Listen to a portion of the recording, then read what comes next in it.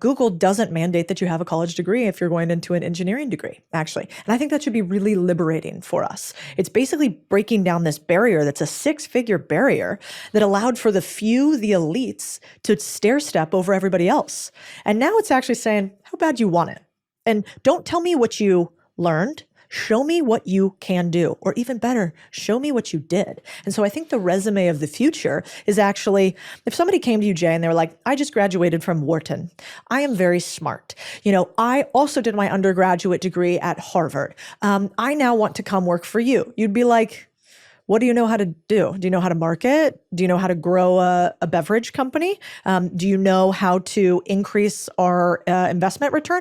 Oh, you kind of like theoretically have looked about how to do that in a case study? That's probably less interesting to you than somebody that goes, you know what? I was part of the beverage team at Erewhon and Whole Foods, and I figured out sort of across the country how they buy different pieces of inventory. Yeah, you got my attention already. Right, yeah. Exactly. And maybe because I want to help you grow this individual business, which I know you care about because I see it on your socials, I put together this little spreadsheet for you. Here's the things they care about. Could I come work for you for free for 3 or 6 months? And if that works out, could we do something better and bigger?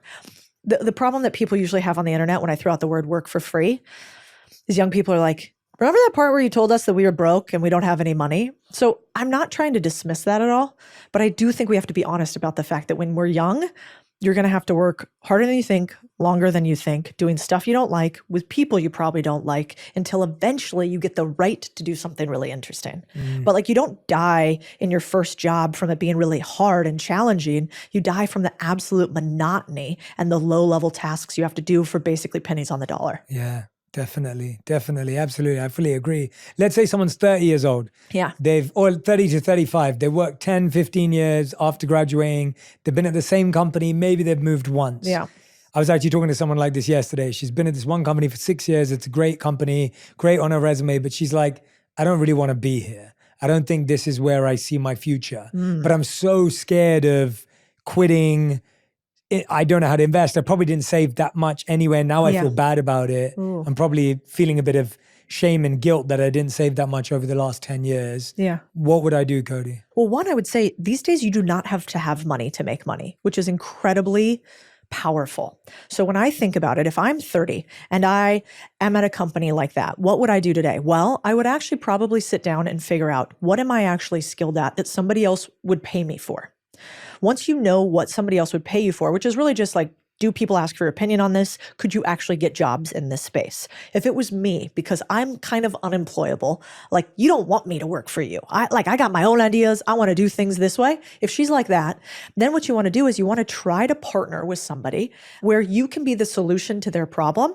And because you understand what I call deal making, which is really the language of money, you can negotiate an ability for you to own part of a thing in order for you to have one of 3 outcomes.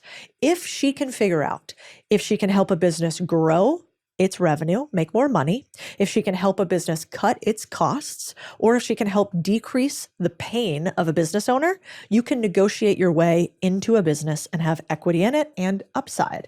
And I wish somebody had taught me that earlier, because this is what consultants do. This is what private equity firms do. This is what some of the largest institutions in the world do. I call it expertise to equity. But if I was her, I'd say, don't go find another job.